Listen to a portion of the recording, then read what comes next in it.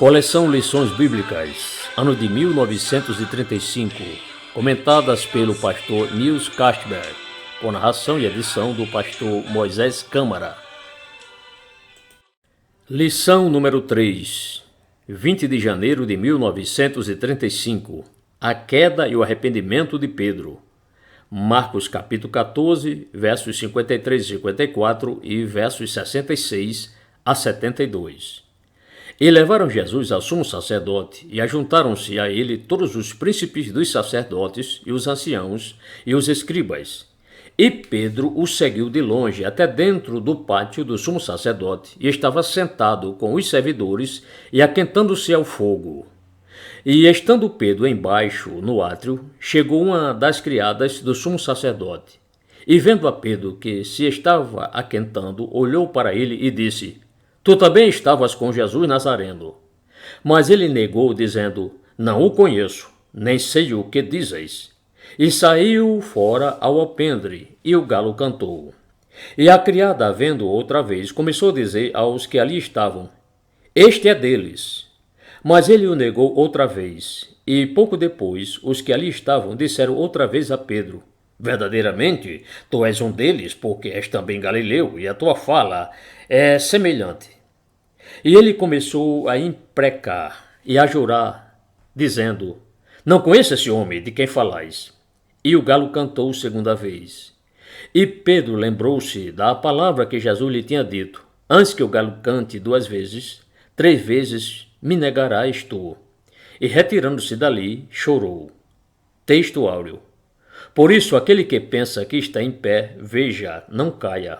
1 Coríntios, capítulo 10, verso 12. Resumo da lição.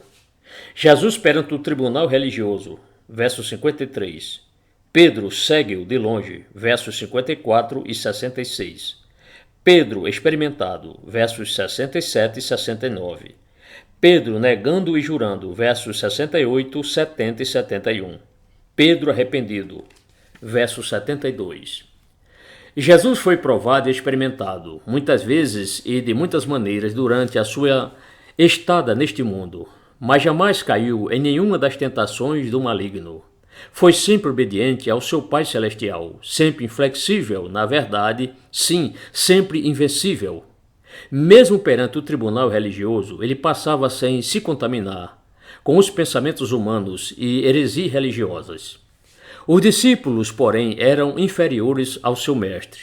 Até o próprio Pedro, que, na hora solene da ceia, afirmou que, se todos o desamparassem, ele o não faria. Sim, se fosse até necessário morrer com ele, morreria.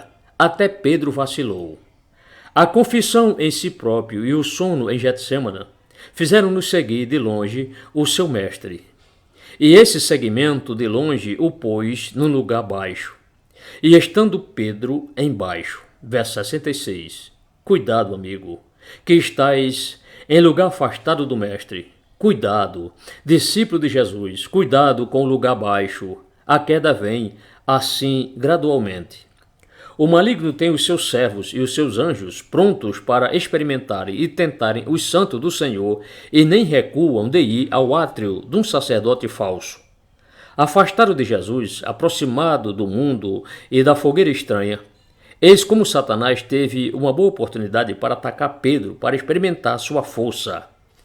Lembra-te, amigo, de que o maligno trabalha segundo um plano bem preparado e avançando na hora da tua fraqueza. Quando Pedro recebeu o primeiro golpe, a palavra infernal proferida pelo servo do sumo sacerdote vacilou, esquecendo-se da sua linda confissão anterior e das suas fortes promessas de não desamparar o seu mestre. Assim negou Jesus, ao receber novo golpe da criada. Tornou a negá-lo, negando ainda pela 3ª vez quando outros o acusaram, dizendo: Verdadeiramente tu és um deles, porque és também galileu, e a tua fala é semelhante. Pedro fora então vencido, chegou mesmo a negar o mestre e a blasfemar. Oh, a quanto pode chegar um crente que pela sua fraqueza carnal não vigia nem ora constantemente? A queda de Pedro deve ser um sinal para cada crente de hoje não fazer o mesmo. É possível que o melhor servo de Deus caia no pecado enquanto está neste mundo. Entretanto, para o tal, também há a possibilidade de arrependimento e salvação novamente. O galo cantou quando Pedro proferiu a última palavra de juramento infeliz, mas logo se lembrou da palavra do Mestre: antes que o galo cante 2 vezes, 3 vezes me negarás. A lembrança da palavra de Jesus e seu olhar foram bastante para derreter o coração de Pedro, que, retirando-se dali, chorou amargamente. O pecado traz choro e tristeza, o arrependimento, porém, traz alegria.